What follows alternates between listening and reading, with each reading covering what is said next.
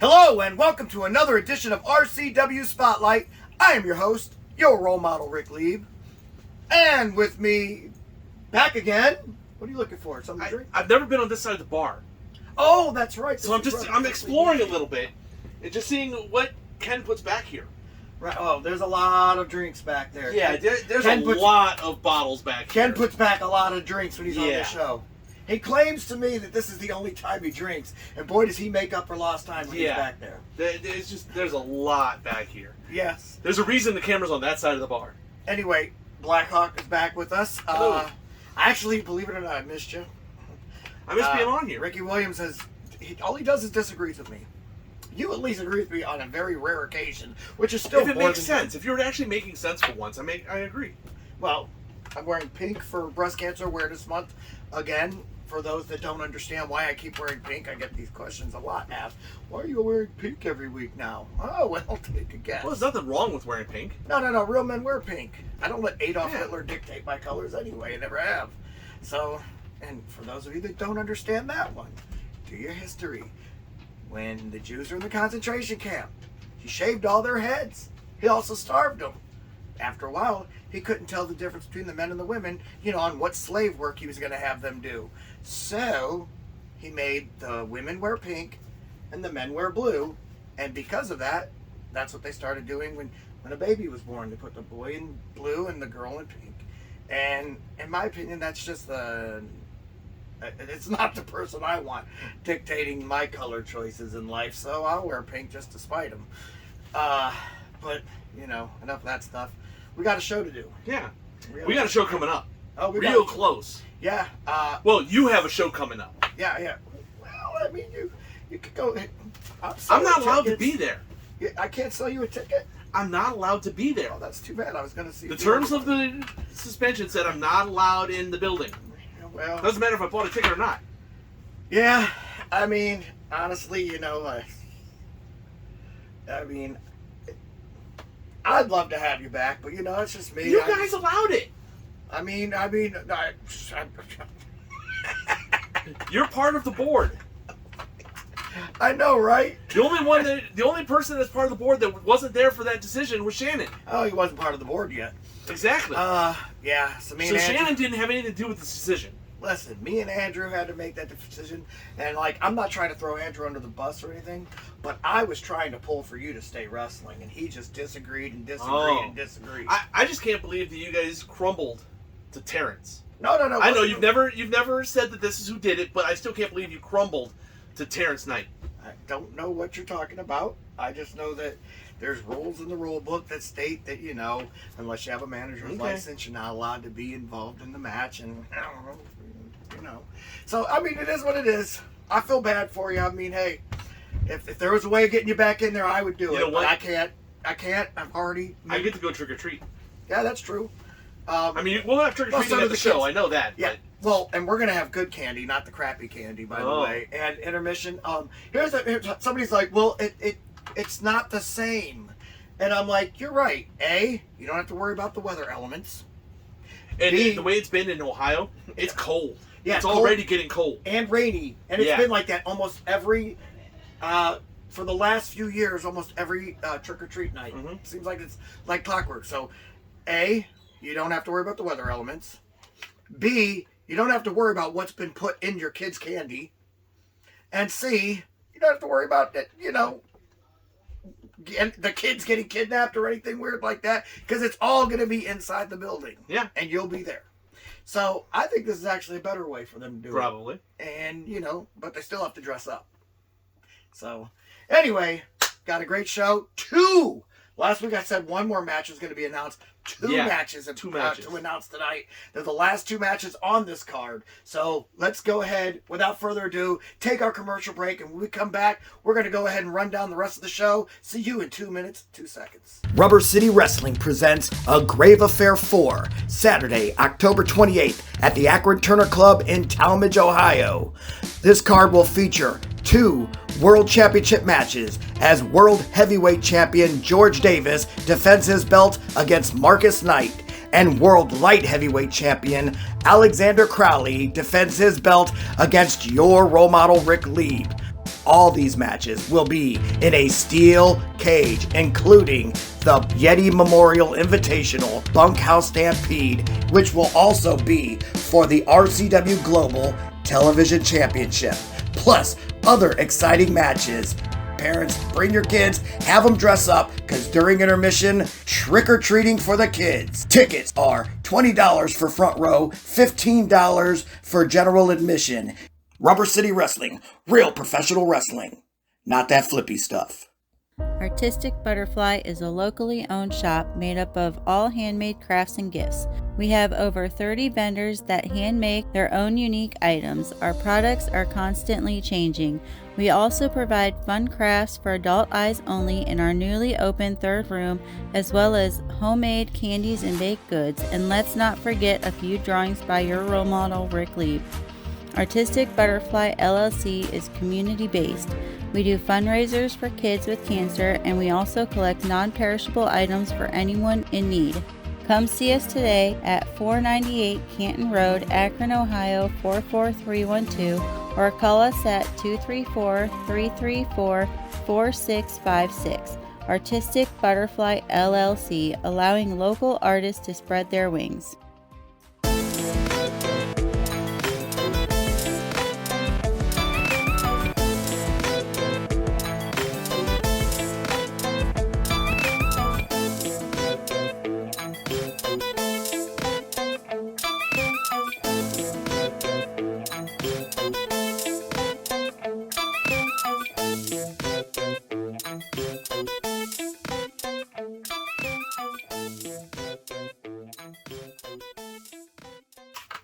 Welcome back to RCW Spotlight. All right, October 28th. That's Saturday coming up. It's coming up quick. Yes, it is. Way too quick. Hopefully these tickets start selling. Look, I still got a bunch. So people get a hold of me. Get a hold of me. Anyway, all me. Not anybody else. Just me. Hey, I would sell tickets, but someone won't let me come to the show. So let's move on. Told you I'd have you on, but it wasn't up to me. That was all Andrew. He was the one saying, nope. Got to do it. It's by the book. By the book. Straight Arrow Gennaro. Well, speaking of Andrew, I heard he actually announced a couple more matches. Yes, he did. And I'm looking forward to a couple of them, too. Get it? Because there's only 2? Yeah. Well, there's one of them that I'm really, really looking forward to. Okay, well then, I know which one it is, so I'm going to go ahead and talk about the other one, because I'm kind of looking forward to this one. GDT versus Scotty Stevens. For those of you that don't know, GDT knows nothing about Scotty Stevens.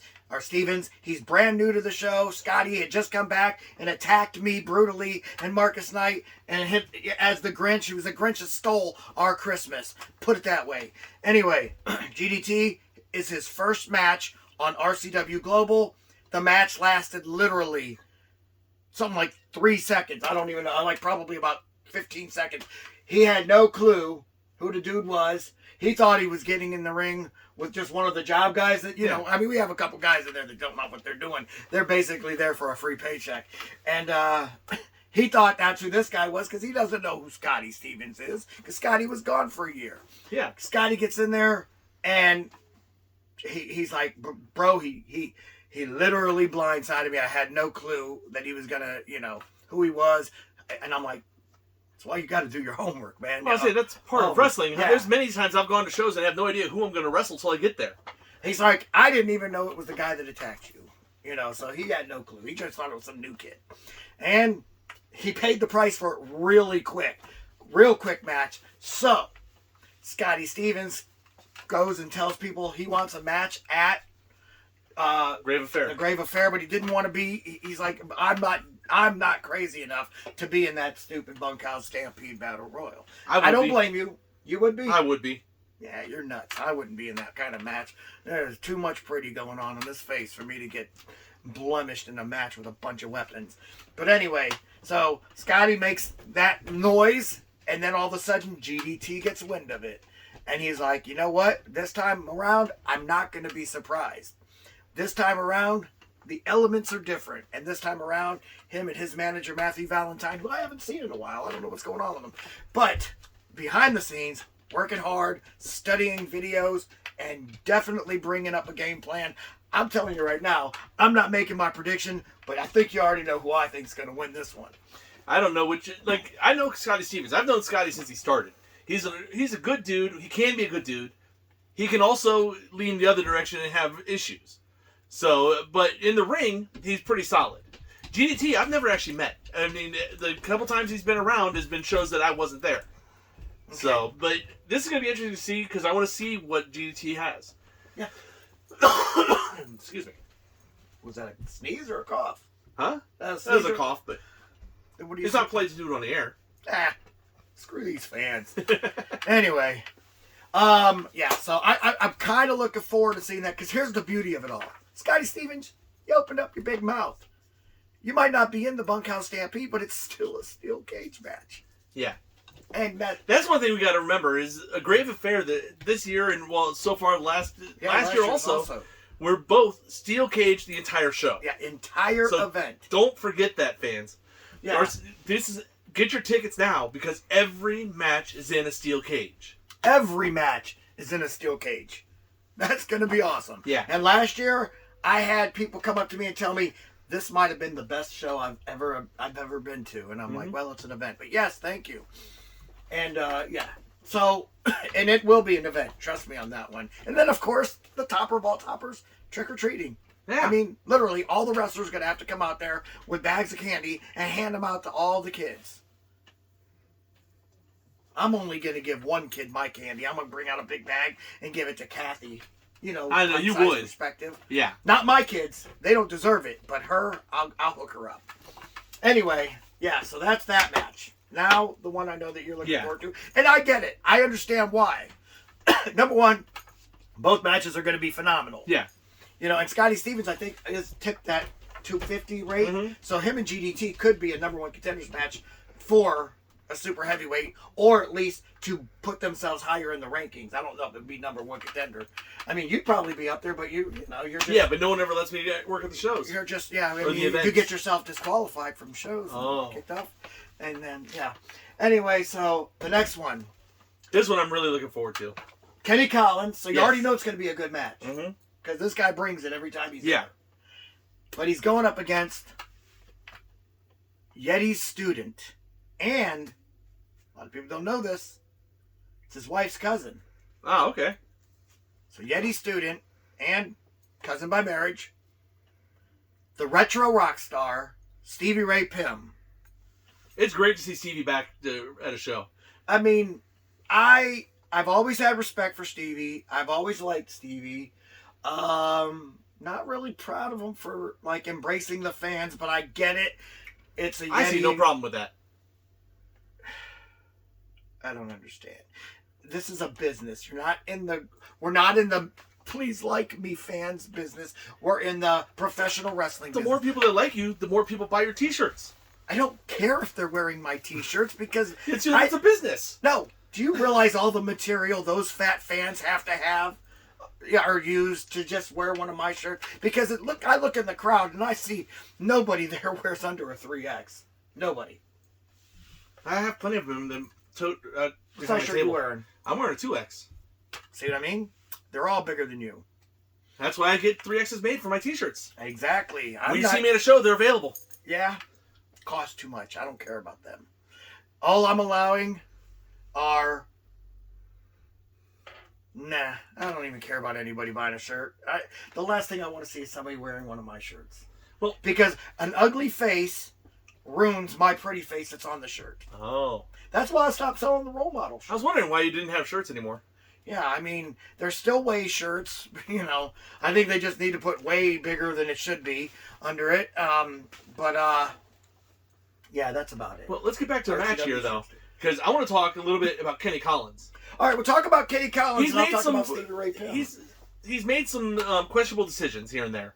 What? But when I first started, I took a little time off of wrestling. We've talked about that on here.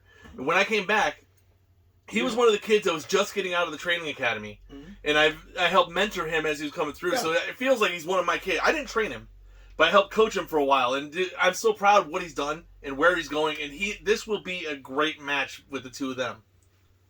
Okay, here's the deal. Your mentorship, and then all of a sudden he makes questionable decisions, as you call them. Well, he had some other people jumping in his ears. I'm just gonna say Remember, he met Merciless Marcus Knight. right.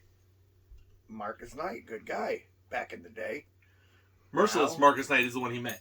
It Wow. wasn't just Spotlight or this. Well, he knew the Spotlight too. I mean, Mhm. but then Marcus Spotlight Knight got merciless and started forgetting that, how to wrestle, in my opinion. I mean, I think he lost a step.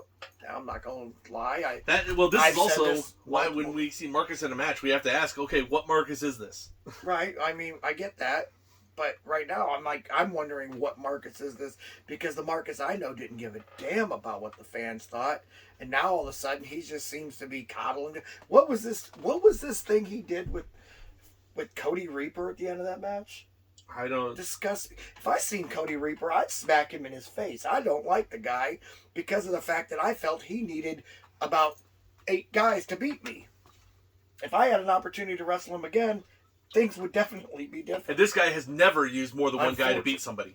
I know. Thank you. Ever in his entire career. Obviously. What are you laughing for? Producer's laughing at us. Hey. Did they I jag have no off? idea what he's talking about. Hey, if you hear a chuckle in the background, it's only the jag off of the month. Yeah. So, with that being said, yeah. So But these are both going to be great matches. now Stevie Ray, that's Yeti's last student. Mm-hmm. That's Yeti's. I mean, literally, he was like Yeti's child on the road. Yeti and Monster Mayhem, would always. Which is anywhere kind you of see them amusing. guys- Because he is about the size of a child compared to them. Oh my gosh, yeah. I mean, yeah, and I Together, the two of them were what? Goes 700-800 pounds almost? no, together they were 1,000 because 1,000 pounds? Yeti weighed 450, Monster Mayhem weighed 550. And that's Stevie's what? 220? Maybe?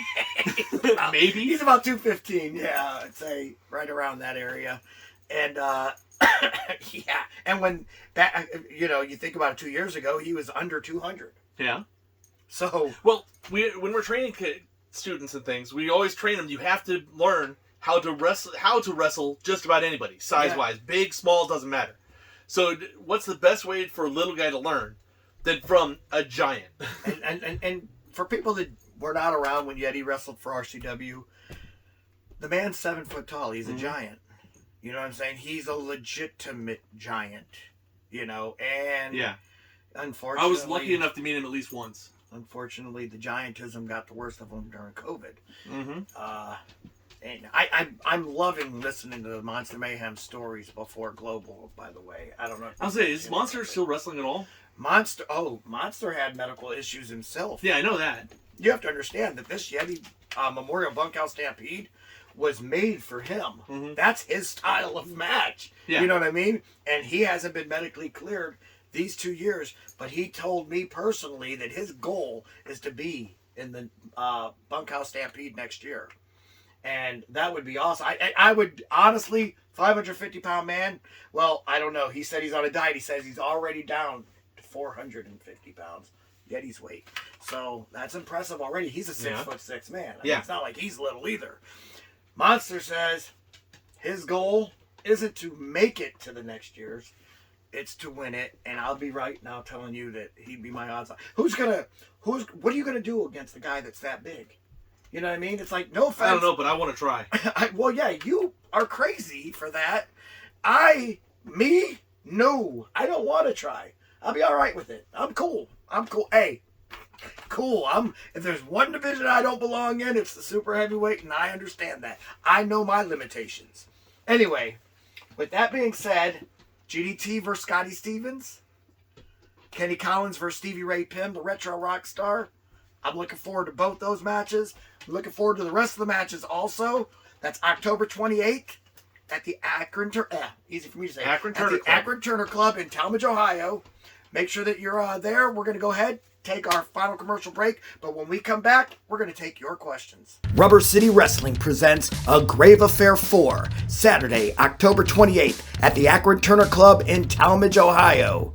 This card will feature 2 World Championship matches as World Heavyweight Champion George Davis defends his belt against Marcus Knight, and World Light Heavyweight Champion Alexander Crowley defends his belt against Your RoleModel Rick Lieb. All these matches will be in a steel cage, including the Yeti Memorial Invitational Bunkhouse Stampede, which will also be for the RCW Global Television Championship, plus other exciting matches. Parents, bring your kids, have them dress up, because during intermission, trick-or-treating for the kids. Tickets are $20 for front row, $15 for general admission. Rubber City Wrestling, real professional wrestling, not that flippy stuff. Do you enjoy indie flicks and B-movies? Maybe have a script in mind and want to be showcased? Well, the same company that gave you Footsteps and Night Z, Guru Films, is looking for more ideas. Contact us at thegurufilms1@gmail.com or through the Guru Films Facebook page. So be sure to follow us on Facebook at facebook.com/gurufilms.420 to purchase DVDs and for updates on new films coming soon. Would you like to see your commercial aired on both RCW Spotlight and RCW Global? Contact us on social media at facebook.com/Rubber City Wrestling, Instagram at Rubber City Wrestling, or email us at the RCW Network at gmail.com.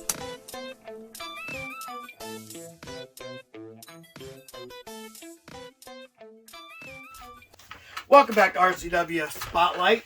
I'm over here handing them questions. I don't know if you caught me doing that on here. Well, yeah, so I just they probably didn't see it. Well, what You're I was calling trying to yourself do, is sneak a peek at it, and then he caught me, so I had to hand it back to him. Well. And that's not good. I don't know why they never let me see the questions. I think that's rude. But you know what? It is what it is. And even last week, Ricky Williams on the show, he don't let me see the questions.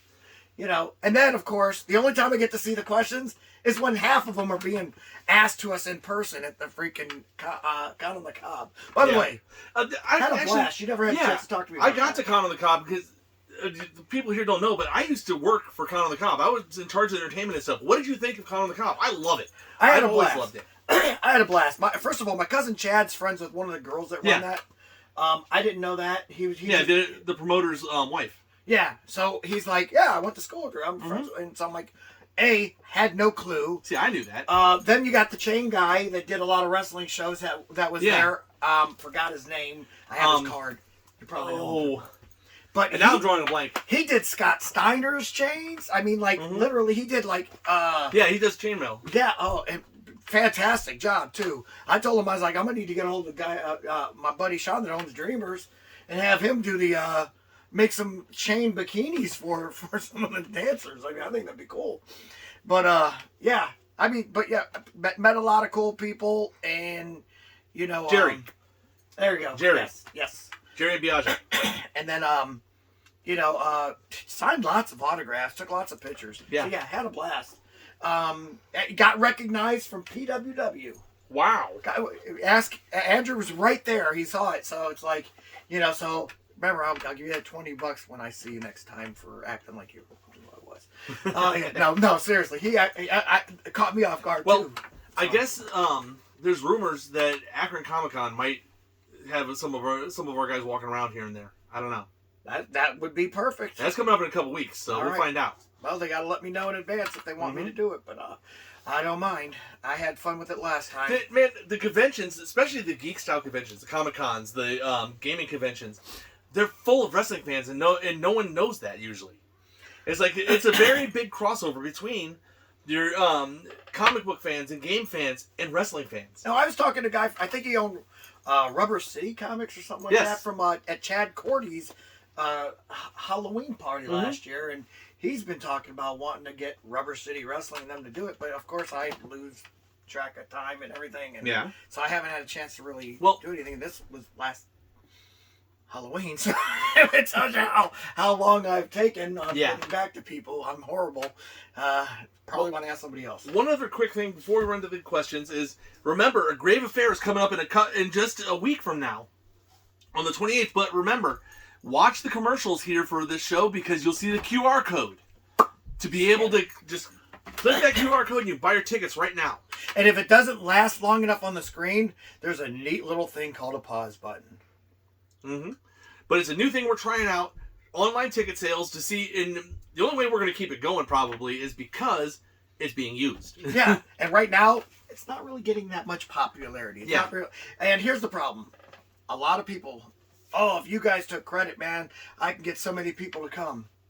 Now we take credit. Show me the money. Exactly. It's like, I haven't seen it. I haven't checked the numbers. I don't know. I'll ask the guy. I'll be like, hey, what's one of the numbers? But yeah, we need to do it. Well, so anyway, we have a couple of quick questions. Well, fans, it's that time of the show again. You've got questions? And we'll make up some answers. Exactly. Do the best we can, at least. So if you'd like for us to answer your question on the air, feel free to write us at x.com/wrestling rubber. Okay. I figured you probably didn't want to pull Ken Sermonera and say that awful name. I did it when I hosted the show, so. Oh, yeah, that's right. I also didn't stumble over it. How did you like doing that, by the way? It was different. I had to figure out what I was doing, and it was interesting having George there with me. Yeah. I mean, we have a little bit of history here and there. Just a little bit. So it was a fun show, though. All right. So what's the questions? First question up. Whatever happened to Stevie Ray Pym and Monster Mayhem? This is from Scotty Thomas, Scotty Toombs from Dayton, Ohio. So whatever happened to Monster Mayhem and Stevie Ray Pym? Didn't we just talk about that earlier on the show? See, there's a problem when you can't screen the questions. I get it. You didn't know what we were going to talk about earlier on the show, so I'll go ahead and I'll talk about it again. Stevie Ray Pym is right now currently a tag team champion out in Phoenix, Arizona. He's also currently wrestling for UWF. Yes, that UWF. Same promotion. It's now ran by... Who was the owner of UWF back in the day? Do you remember? I don't remember. The Cocaine Cowboy. I forgot his name off the top of my head. Anyway, it's run by his son now. Mainly because nobody knows whatever happened to the dad. But his son got the business, and so he's kept it going, I guess. Or at least restarted it. And yeah, Stevie Ray Pym wrestles for him out in California. And then he wrestles for another promotion in Phoenix. Herb Abrams. Herb Abrams, thank you. So I guess it's Herb Jr. that owns the show now. Okay. And so they're still doing it. They're still doing their thing. And yeah, he's currently a tag team champion. Might be for UWF. I'm not 100% sure where he's the tag team champion at. But if so, that's pretty awesome. And as far as Monster Mayhem goes, in case you missed it earlier, he's had some medical procedures done. Mm-hmm. You know, because when you weigh 550 pounds, things start to fail on you. Yeah. And so he's already had all the surgeries. He's now in rehab/retraining. So he's getting himself in shape. Okay. And last I talked to him, he's in high spirits. And hoping to be back here next year for the... Oh, yeah. And you'll catch him every RCW Global at the very beginning for the next few, last two shows and the next one, because he's got 3 different things that he sent in, I guess. Okay. And he'll be talking about, them leading into the Yeti Memorial and talking about Yeti and them on the road. And it's pretty cool because, that was his best friend. They were like brothers. Yeah. And so, looking forward to hearing the last one. Anyway, so yeah, that's what happened to them. Apparently that was a question only for me. I don't think you could have answered any of those. I didn't know any of the information. But the next one is for both of us. This one may last a little longer than we're used to on these questions, because this one we're going to have to get deep in. Okay. Are you excited about the Iron Claw movie? And what are your thoughts on the Von Erichs? From Lance Ewing in Plano, Texas. Okay. As a fan of all the Von Erichs opponents growing up in the 80s, I couldn't stand them. But, that's because I was a wrestling fan. I was a mark back then. As a professional wrestler, during the late 80s and early 90s, I always thought, wow, did they do this on talent or did Daddy give him the push? I honestly, I felt Fritz over pushed his kids, no lie. But as an adult, when I go back and I watch some of the stuff, Kerry, maybe not so much. He just looked amazing. But Kevin should have been a world heavyweight champion many times over. Yeah. David, who was supposed to get the world championship, could have been a world championship. Those two were fantastic. Mike was pretty good, but his body type and all, I would have given him a light championship if anything. Kerry, believe it or not, the one that looked the most like a great wrestler, I don't know. I just never thought he looked phenomenal in the ring or that good in the ring. He seemed to be not that much. But as far as and as far as their children are concerned, I think they're all doing great. Mm-hmm. You know, like a lot of people like to jump on Lacey Von Erich, which is Kerry's daughter. Yeah. Because she blew a lot of spots in TNA. But what they forgot is before she blew them spots, she was doing these fancy moves off the top rope and she was a great wrestler. And then somebody injured her in the ring. And ever since that day, she got, I think, honestly, she was afraid she was going to get injured again. And that's where she was messing up. Well, in that same generation with Lacey is, I believe, Major League Wrestling has the Von Erich brothers on there now. Yeah, Ross and Marshall. Mm-hmm. And they are actually members of the Cauliflower Alley Club. Okay. Met them a couple years ago. Kevin also is a member of the Cauliflower Alley Club, but unfortunately I haven't had a chance to meet him in person. I've talked to him on X, but I haven't. What the heck? I've tweeted with him on X. We're going to put a big old sign on the wall behind here that just says X, not Twitter. Right. Did I X with him? What the heck did I do? I don't want to know. That sounds pretty horrible. This is supposed to be a family show, so we're not talking about exactly. Kevin's a phenomenal dude, and like I said, in my opinion, I thought he was even better than David. Most people will tell me I'm blasphemous for even saying that, but in my opinion, he was the best of all the Von Erich brothers. Now that I'm older and stuff. Although one thing I just have to ask: where's your shoes?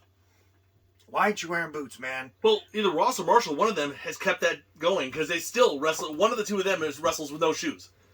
Don't know why. As somebody who's wrestled a person or two without shoes, and caught a toenail right to here, Draven, it's not really fun. Especially when you don't know what's been under that toenail, what foot fungus is going on there. But yeah, pretty gross. Well, I don't have a lot of experience with I've seen some of the Von Erich stuff. I didn't grow up. Most people don't know, I didn't grow up watching wrestling. I didn't start watching wrestling until the mid-90s when I was already out of high school. I was already wrestling. And I started by watching WCW, so I was a WCW fan coming up. So I didn't, but the movie, I have a lot of experience. I love movies, especially good wrestling movies. Right. So this Iron Claw, have you seen the trailer yet? Yes. And I got chills. It chills. looks amazing. Go down the list of some of the people that are in this movie. Oh, in this movie. The one I was actually surprised was Zac Efron playing Kevin Von Erich. Zac Efron is almost unrecognizable in this. Yeah, did you see how jacked he got? Yeah. I was impressed. Very impressed. But for wrestling fans, going down the list, Jeremy Allen White is playing Kerry Von Erich. David Von Erich is Harris Dickinson. And then if you go down, Fritz Von Erich is played by Holt McCart. Who looks exactly like him. Okay. Oh my gosh, he pulled it off great. That's the main Von Erichs. But if you go down the list of some of these other names that are in here, did they put the Lance in there? Yes, Lance Von Erich, the fake is Von being Erich. played by MJF. And it's the first movie role he's ever had, as far as we know.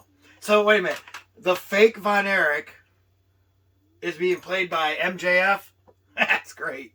Actually, it's probably perfect because of the stories I've heard about Lance in real life. Mm-hmm. So.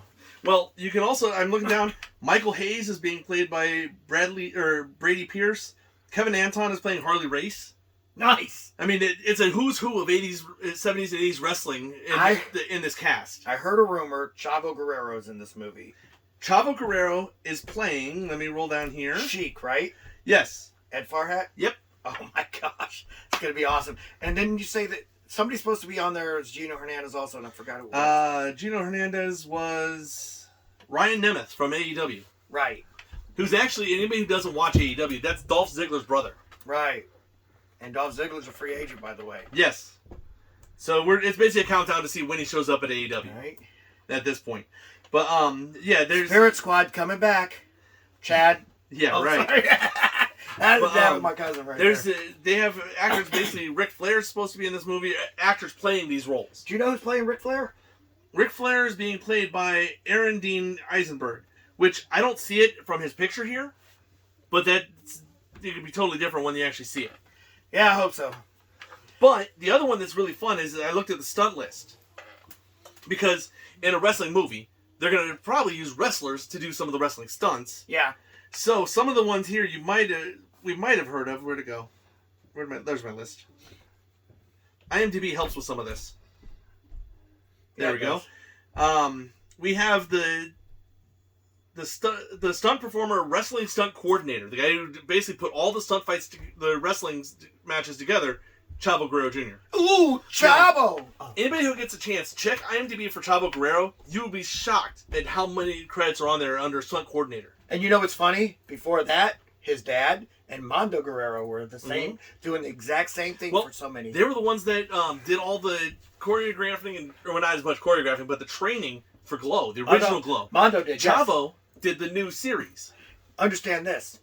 Mondo met him, Cauliflower Alley Club, because the Glow Girls won an award, and Mondo was there as the presenter, and as a teacher, and as an award winner because of the fact that he did all the training for them in season 1 and season 2. Trained my friends Hollywood, my friend Summer, Patricia Summerlin, trained all these people. Yeah. And I'm just sitting there and I'm like, man, you guys really got, because I don't know if anybody knows this. Mondo Guerrero, you see the 619 that Ray does? Mondo was doing that in the 70s. Mondo would get thrown in the ropes and he would catch onto it like a spider. You see, what's his name? Kofi Kingston do that. It's like all these things that you see these guys doing and you're popping like, oh, that's incredible. Mondo was doing that. Yeah. Mondo, in my opinion, was the first real high flyer, even though I'm not a fan of high flyers, but Mondo made it look real. And he did it, and he was very good at it. So, yeah. Well, a couple other quick names that I found on the stunt list. The assistant stunt coordinator for Chavo, his assistant in this, was Luke Hawks. Nice. Better known as Lance Archer. Yes.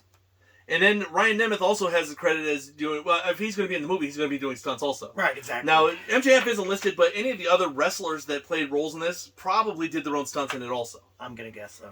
So, yeah, this movie is going to be awesome. I believe it comes out in December. Okay. I'm looking forward to it. And when we get it, because of the question, we will definitely do a review on the movie. Yeah, that'd be cool. So one last question real quick. Okay. Role model. When will the Jag-Off of the Month return?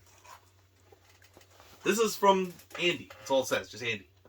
Well, Andy, if you weren't too busy playing with your toys, you'd probably realize that last week we did a Jag-Off of the Month. And, speaking of Andy's, Andrew Burkett, the guy sitting over there behind the camera right now, was my Jag-Off of the Month for his total disrespect of one George Davis. Yeah, I don't remember any disrespect there. He was enforcing the rules. That's a bad rule.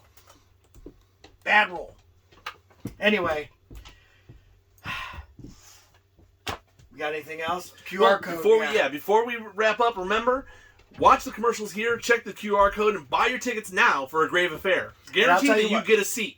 I'll tell you what, before we go off the air, I'm going to ask that the editor make sure you play the commercial one more time so that they can watch it. Either play it, I don't know, after the credits or before the credits. Well, also, that would be nice. We know the guys that run our social media. We'll probably also put it up on our social medias. Yes. On Facebook. It's already up there, so definitely pay attention. Mm-hmm. It's already there. It's been posted a few times. I know I've seen it because it gets my stream. So anyway, for Blackhawk, good job, by the way. Thank you. I am your role model, Rick Lee. Say join us again next week on Saturday. So actually, technically, it's this week when we have a prediction show here on RCW Spotlight.